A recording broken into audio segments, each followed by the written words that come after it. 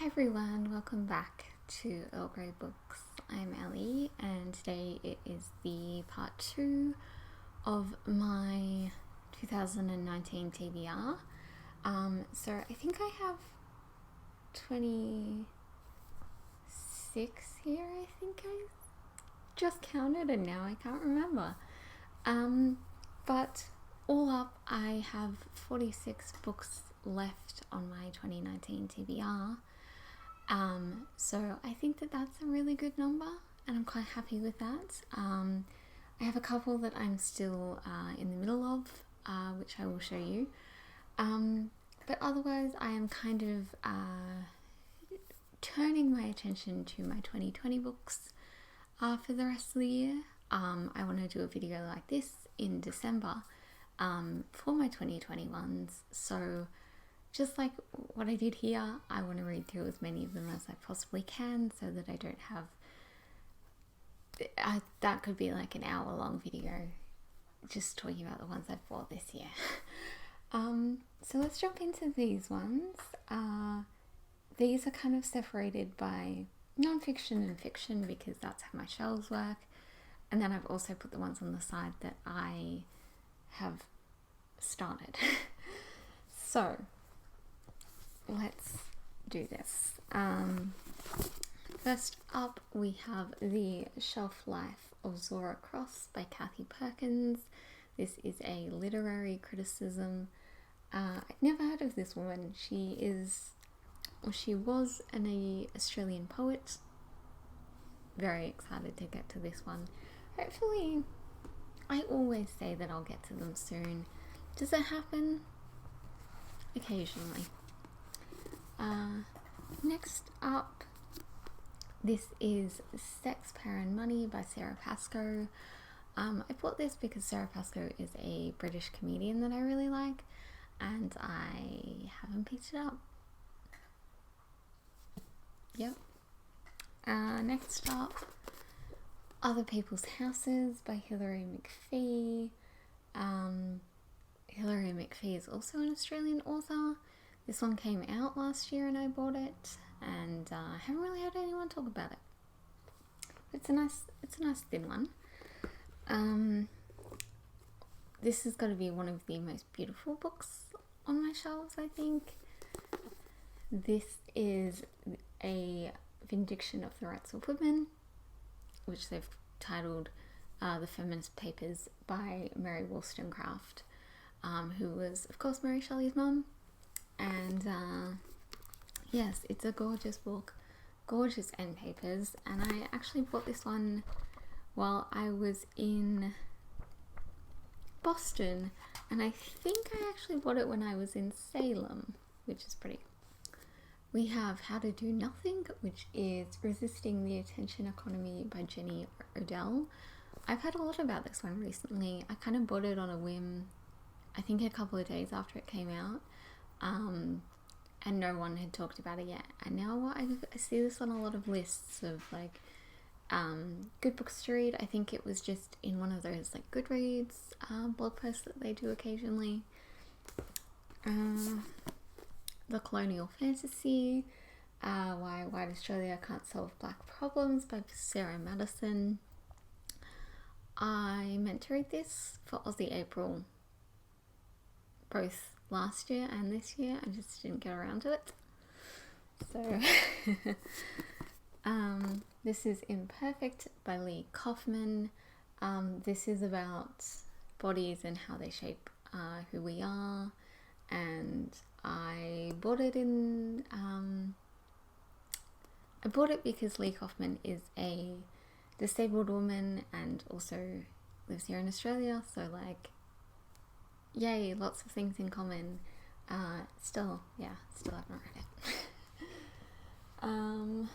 Okay, we have this very beat up and destroyed copy of The Greek Myths by Robert Graves. This is the complete edition. Bought this one off Better World Books and it was in good condition.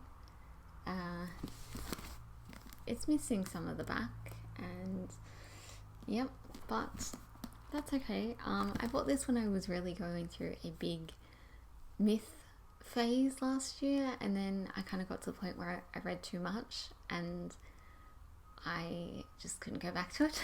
So I'm hoping to reread the Percy Jackson series soon, so I might like jump on this at the same time. More Australian stuff. This is Australia Day by Stan Grant. One of my most anticipated books of last year. Did I read it? Obviously not. And then the last of the non-fiction that I haven't started is The Autistic Brain by Temple Grandin and Richard Panek. I talked about this one a couple of months ago, I guess now, in a videos I want to read before the end of the year. Videos I want to read. Books I want to read by the end of the year. Yes. Still going to get to this one. I am going to. Just maybe next month, I think, actually. Because I have in the middle of a few non-fiction, as you're going to see in a minute. Let's go into fiction.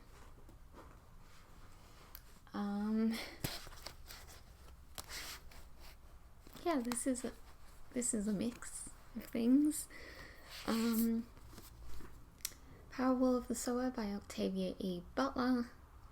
Bought this one in Boston because I could never find her books here. Super excited to get to this one. Little confused because there is a review from John Green on the front. I'll never understand the people that they pick to promote books. More Australians. This is The Old Lie by Claire G. Coleman. Bought this one, was super excited about it. Was then told that I should definitely read Terra Nullius first, even though it's not part of the same series at all. I was just told that I should read that one to really enjoy this one, and I don't own that one, so soon. On Earth We're Briefly Gorgeous by Ocean Vuong. I bought this one at Neighbourhood Books on Love Your Bookshop Day, and then I was there for like the party, and everyone there, when I showed them that I had bought this, was like, oh, just be prepared for it, and that kind of intimidated me, so I haven't picked it up. Things I bought in the US. This is Frankly in Love by David Yoon. I tend to read YA pretty quick. It tends to be the other stuff that gets stuck on my shelves. But I haven't read this one yet. And it's gorgeous. I bought this at Barnes & Noble. This was I think this was my last full day in Chicago with my American family. And I bought this. And yeah, it's Barnes & Noble exclusive. It's got the beautiful blue. I wasn't going to buy this, but then I saw the blue, navy blue edges, which aren't really showing up that well, and I had to. So, Equal Rights by Terry Pratchett.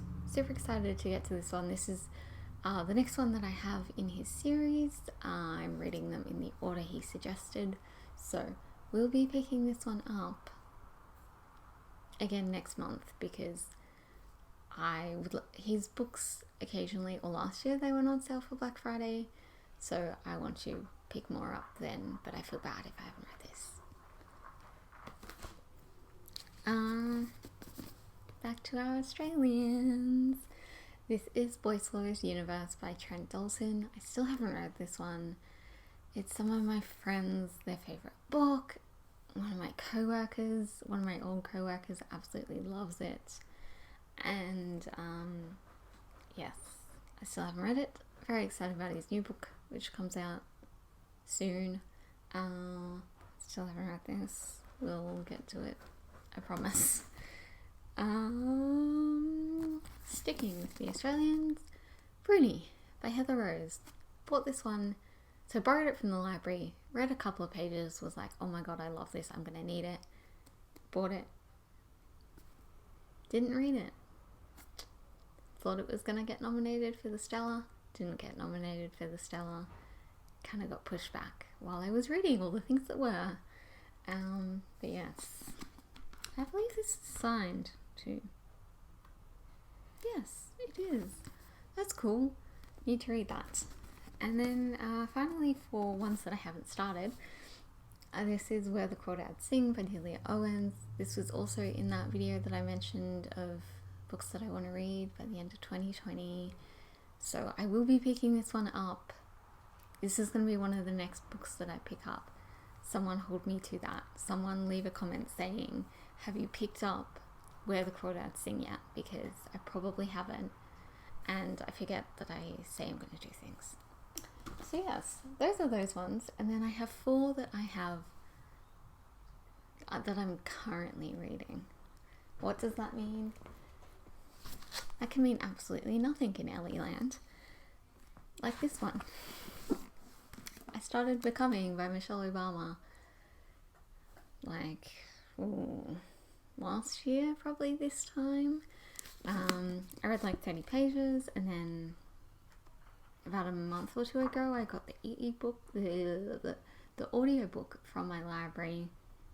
I read up to page 130, and then I had to return the audiobook, and I just didn't keep reading. Why? I don't know, because I do enjoy this, but I do also find it quite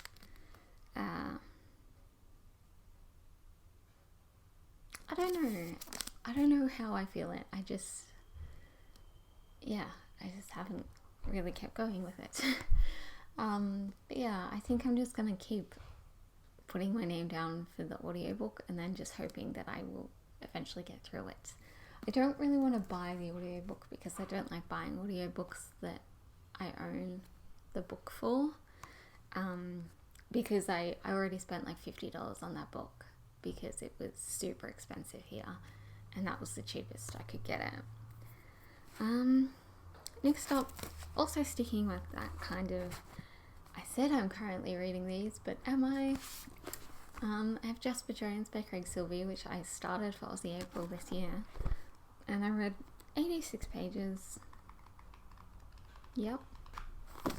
Do want to finish this one because I did put his new book on hold at the library, and it hasn't been released yet, so they don't have it.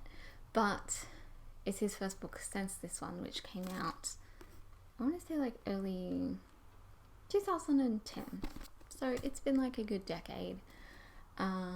Yes, need to finish it. Would like to finish it before that one comes into the library, if at all possible.